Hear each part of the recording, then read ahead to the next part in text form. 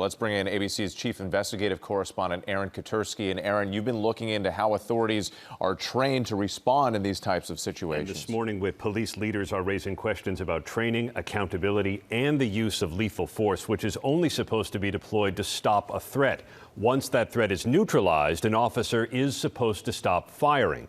There are differences, though, between police officers and federal law enforcement officers in training and experience. Police officers are trained in de-escalation and non-lethal weapons. They also have experience in crowd control and high-intensity situations that federal agents often lack. There's another key difference. Anytime a police officer is involved in a deadly shooting, there is almost always an independent investigation to determine whether it was justified.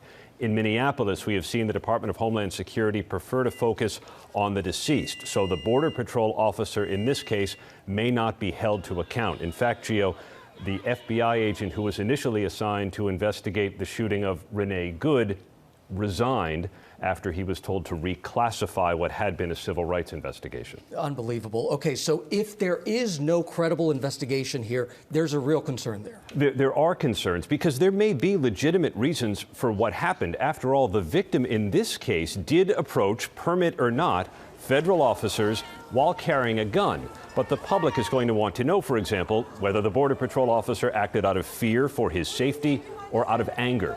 For years, law enforcement agencies have been trying to convince the public they deserve their trust and are working on the community's behalf. We have spoken to a number of police leaders this morning who worry those efforts are suffering a setback because of what's playing out on the streets of Minneapolis. All right, Aaron, thank you so much for your reporting. We appreciate you.